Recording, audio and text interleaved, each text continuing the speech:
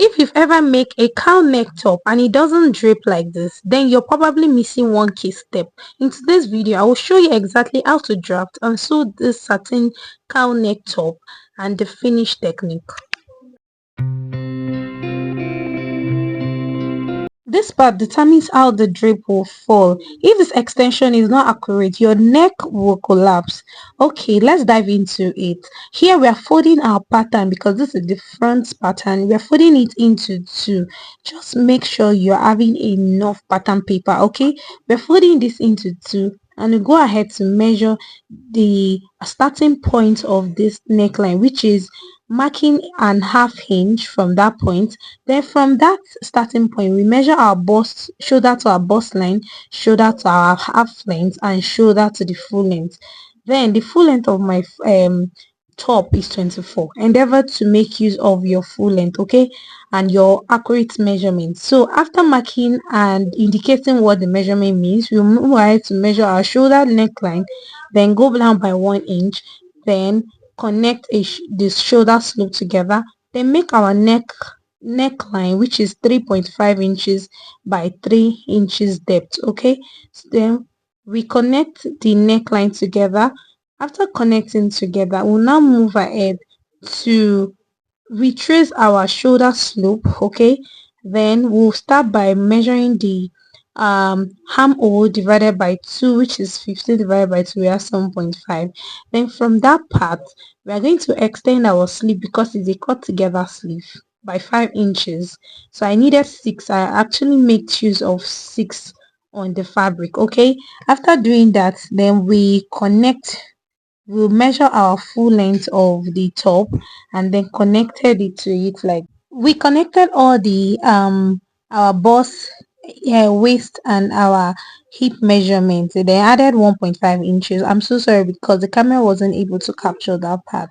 I'm so sorry. So after cutting out the neckline, we traced out the splash and spread method by 1.5 inches from the neckline. We indicated 1.5 all through and also to the down part of this, the one that we've slashed already. Okay, we make use of 1.5 inches all through.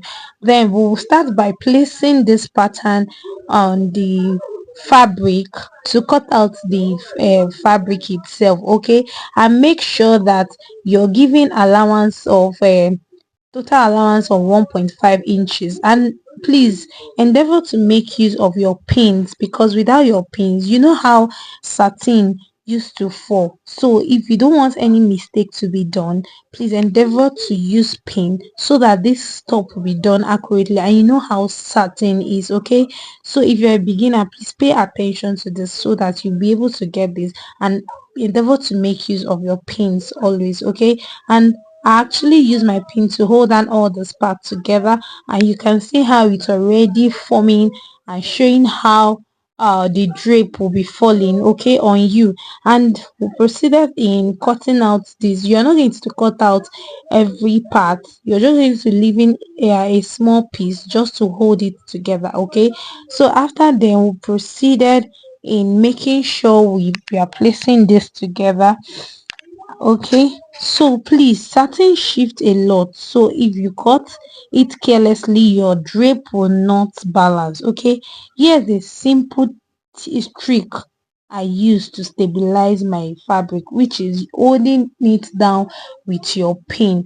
Okay, so from here we proceeded with the cutting of the pattern. Okay, and this is where we started by cutting, and at the end, that place where the drape is at the down part, we indicated, which is making use of half inch apart from the full length of the top. Okay, we indicated it by cutting out half inch from the end, like towards the end of the drape. Okay, just to indicate the difference between the full length and before draping it. So this is what we have at the end of the day. You can see how this is looking on the satin, and I'm sure you really love the outcome. Okay, so just keep watching and please notice the fabric.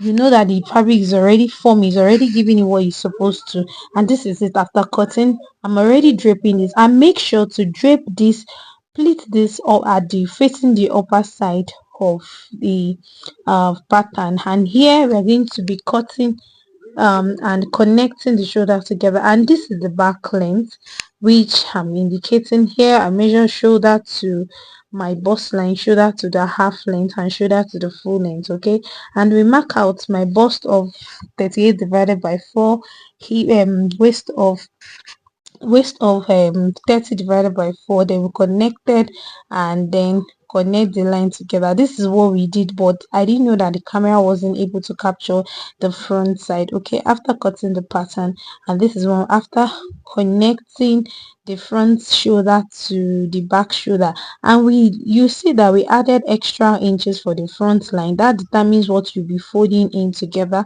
and we actually cut out the facing for the back, so endeavor to do that. And this is what it looks after sewing them together, and you can see how draping. So I noticed that it was bulky inside, so I decided to cut out different cut out the allowance remaining inside, so that after ironing it, this can sit well on you. Okay, I hope you've learned something from this. Okay, and this is where I'm cutting out the excesses so that after ironing it to fall well. So if you learned something from this tutorial, comment drape. So guys, see you guys on my next video. You can see how stunning it's looking. Please like, comment and subscribe. Bye.